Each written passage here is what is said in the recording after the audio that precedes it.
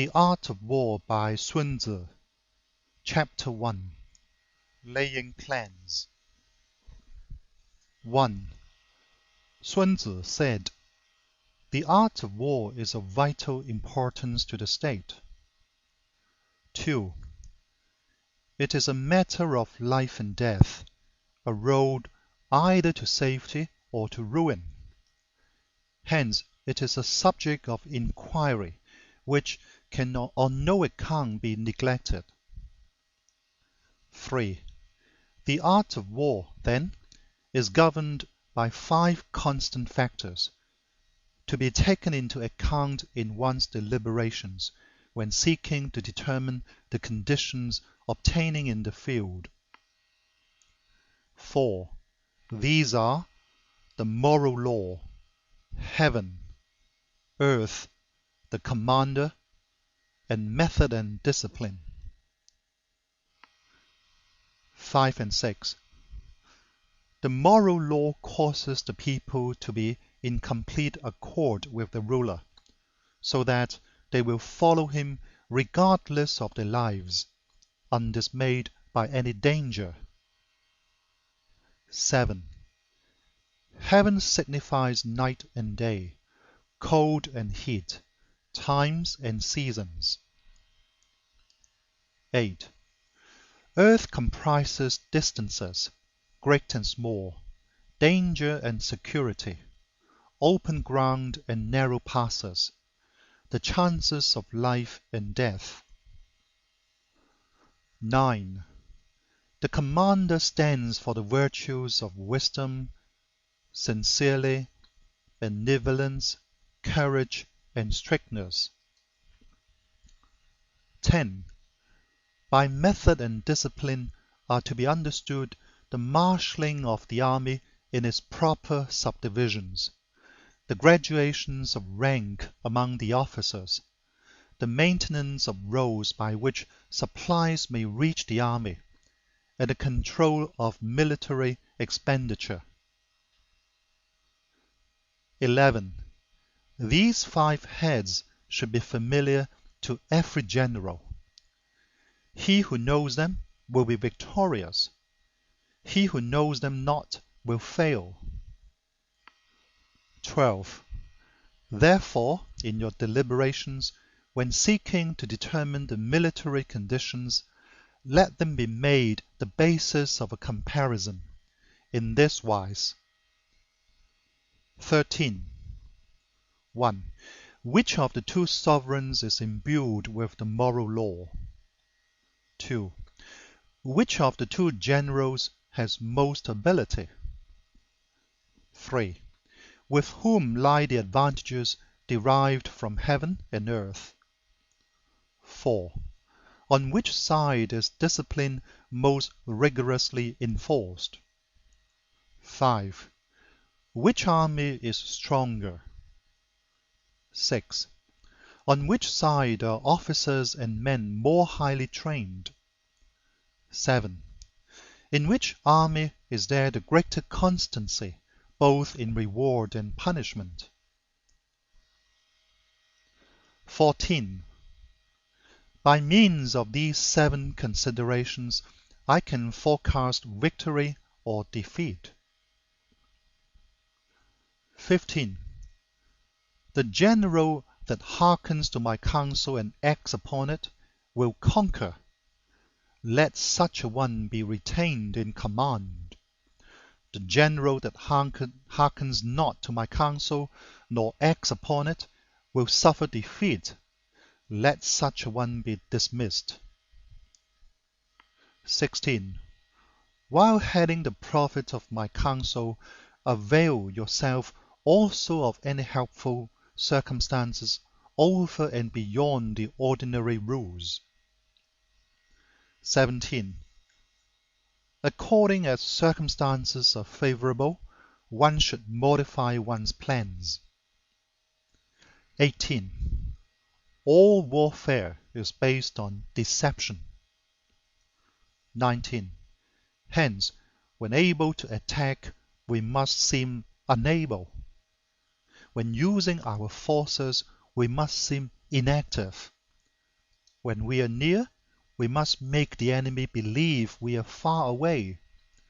When far away, we must make him believe we are near. 20. Hold out baits to entice the enemy. Feign disorder and crush him. 21.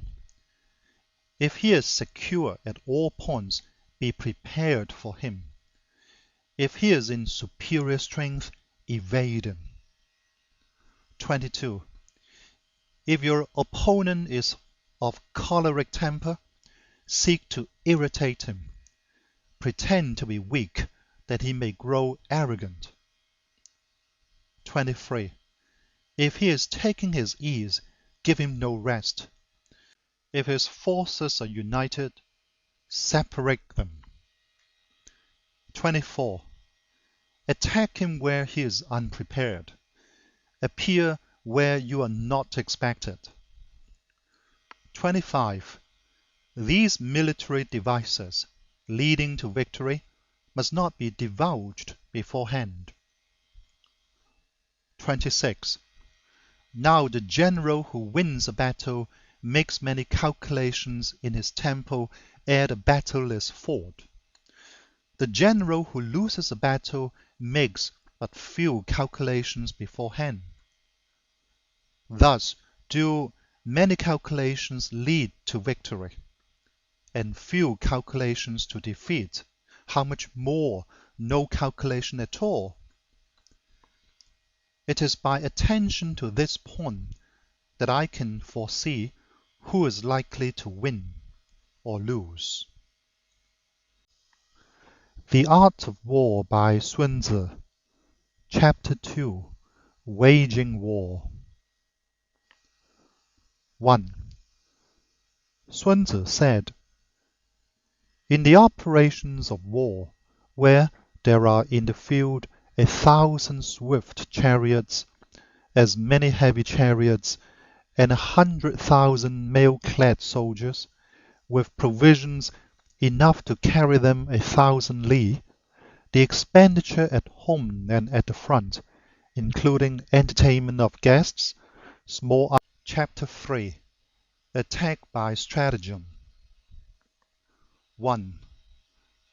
Sun Tzu said, in the practical art of war, the best thing of all is to take the enemy's country whole and intact. To shatter and destroy it is not so good.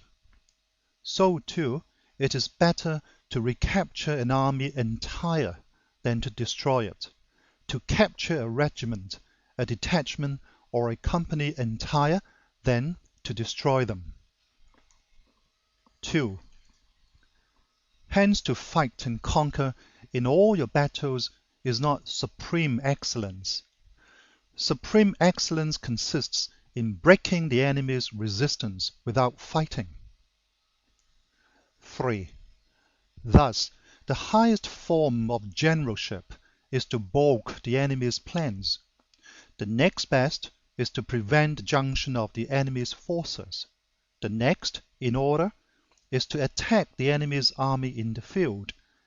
And the worst policy of all is to besiege walled cities. 4. The rule is not to besiege walled cities if it can possibly be avoided. The preparation of mantlets, movable shelters, and various implements of war will take up 3 whole months, and the piling up of mounds over against the walls will take 3 months more. 5.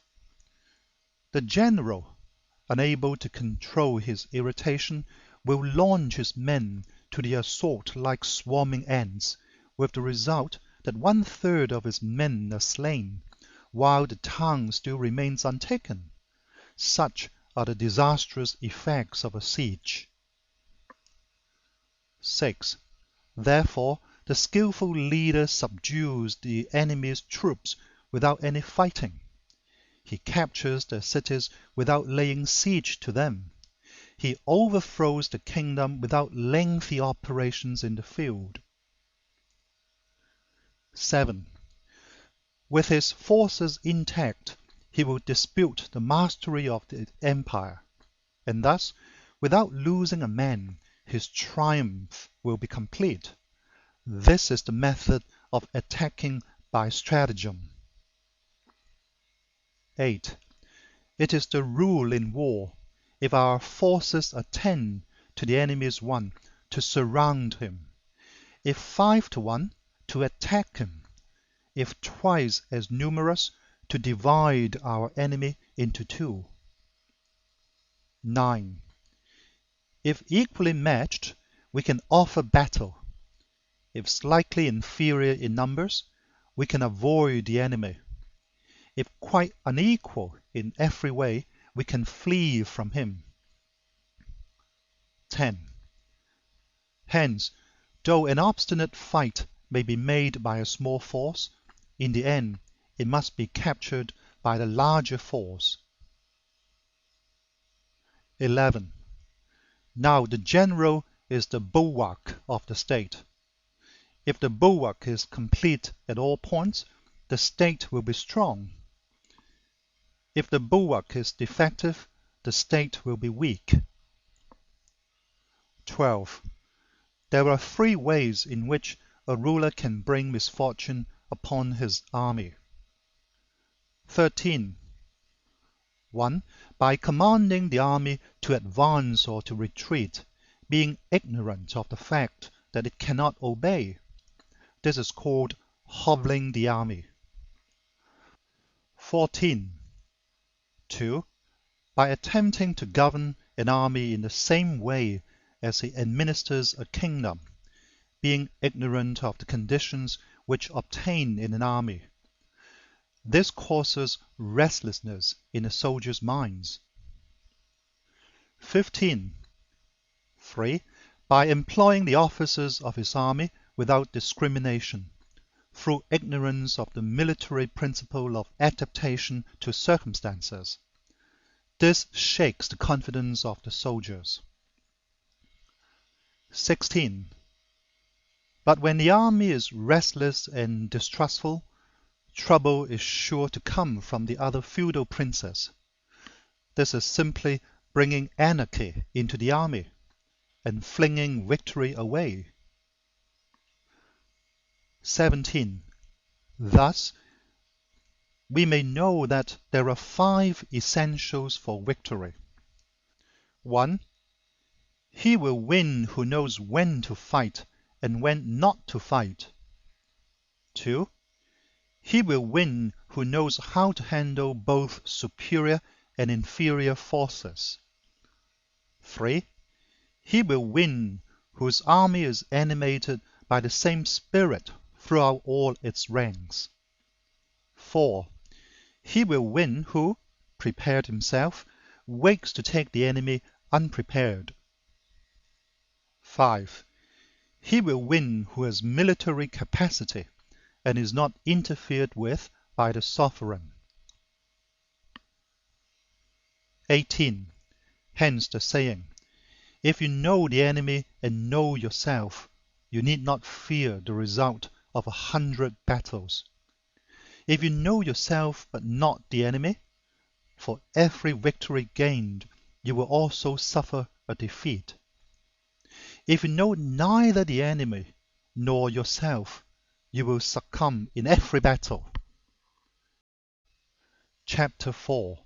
Tactical Dispositions. 1. Sun Tzu said, the good fighters of old first put themselves beyond the possibility of defeat, and then waited for an opportunity of defeating the enemy. 2. To secure ourselves against defeat lies in our own hands, but the opportunity of defeating the enemy is provided by the enemy himself. 3. Thus, the good fighter is able to secure himself against defeat, but cannot make certain of defeating the enemy. 4. Hence the saying, one may know how to conquer without being able to do it. 5. Security against defeat implies defensive tactics. Ability to defeat the enemy means taking the offensive. 6. Standing on the defensive indicates insufficient strength. Attacking a superabundance of strength.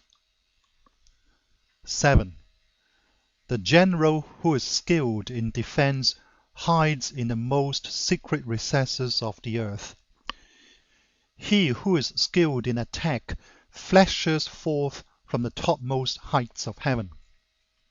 Thus, on the one hand, we have ability to protect ourselves.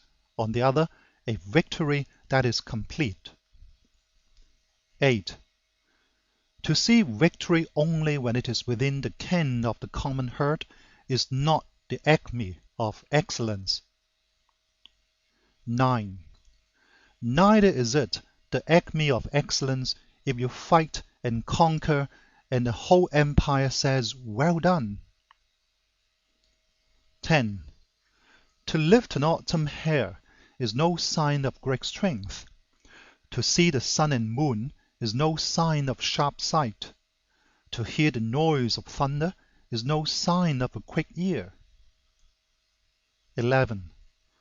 What the ancients called a clever fighter is one who not only wins, but excels in winning with ease. 12. Hence, his victories bring him neither reputation for wisdom nor credit for courage. 13. He wins his battles by making no mistakes.